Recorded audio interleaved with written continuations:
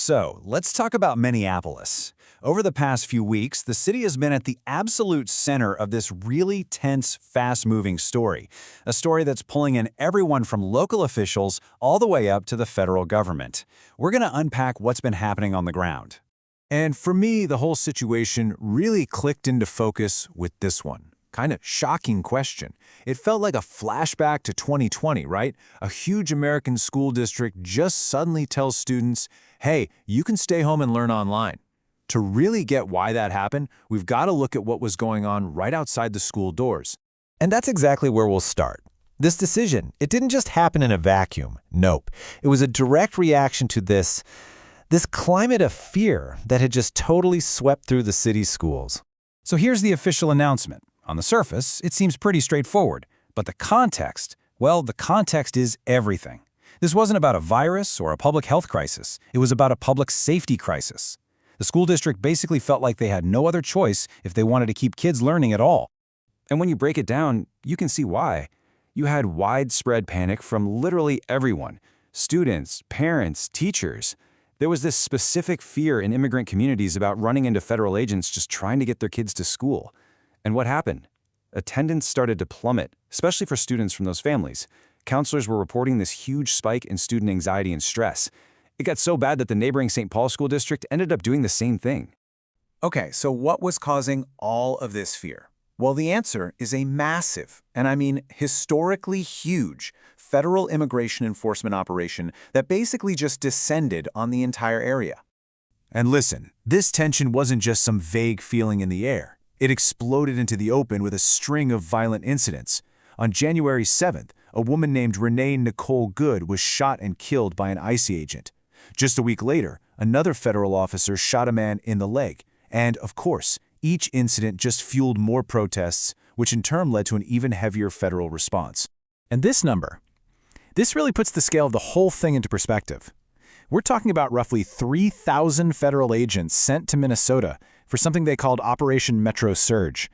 The Department of Homeland Security itself said this was the largest operation in its entire history. So this was not some small targeted action, it was a full-on surge. Now for that second shooting, here's the official story from the Department of Homeland Security. They said their officer was attacked during a traffic stop and had to fire a defensive shot. That was the official federal narrative of what went down. But the story from state officials on the ground could not have been more different. The governor of Minnesota, Tim Walz, he didn't call it law enforcement. He called it a campaign of organized brutality, and even told citizens to record what he called atrocities. So you have this huge clash of narratives between the state and the feds. So with these two completely conflicting realities playing out, what happened?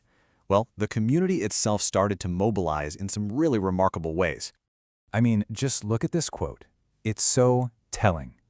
It's from a standard snow emergency bulletin. You know, the kind of thing Minneapolis residents get all the time, telling them to move their cars for the plows.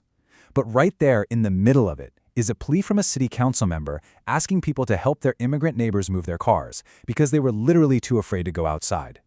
That just shows you how deep this fear went, right into the most normal parts of everyday life. And out of that fear, this whole ecosystem of community support just sprang to life. You had citizen volunteers who started patrolling their own streets to watch and document arrests. Networks popped up to deliver food and offer legal aid to families who are afraid to leave home. A local toy store even started 3D printing and giving away thousands of whistles to be used as alerts. It was just this incredible grassroots effort to build a safety net where people felt the official one was gone. Which, you guessed it, brings us full circle. Right back to the schools and the students where this whole story started. You know, what was happening in Minneapolis schools wasn't happening in a bubble. A national survey of teachers found that 50% of educators who work with immigrant families said their students were expressing fear about federal enforcement. And a quarter of them noticed it was directly affecting attendance. So that anxiety in Minneapolis, it's really a symptom of a much, much wider problem. And while the Minneapolis decision to go district-wide was really dramatic, they are not alone in this. Other cities are dealing with the exact same fallout. The Chicago School Board has asked for remote options. Some districts in New York already allow it for similar reasons. And in the suburbs of Portland, they've seen a spike in parents pulling their kids out of school to enroll them in online academies instead.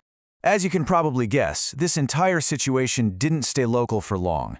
It quickly blew up into a massive, high-stakes political firestorm, pitting the city and the state directly against the federal government. You had the mayor of Minneapolis, Jacob Frey, trying to walk this very fine line. He made it really clear he wasn't calling to get rid of ICE, but he was furious about the tactics of this operation, calling their conduct disgusting and intolerable. But the response from the White House? Yeah, it was not subtle at all. President Trump threatened to invoke the Insurrection Act, a really powerful and very rarely used law, and he accused local politicians of siding with insurrectionists over federal law enforcement. So what even is the Insurrection Act? Well, it's this old law from 1807 that basically gives the president the power to use the U.S. military as a domestic police force, even if a state's governor says no. To even threaten to use it is a huge, huge deal, and it just escalated this entire conflict to another level. And that really leaves us with this final, critical question. When different levels of government are in open conflict like this, who's left to deal with the fallout? It's the people on the ground, the families, the neighborhoods, the schools who get caught in the middle. And what's happened in Minneapolis has become a really powerful and frankly troubling example of what happens when that conflict boils over.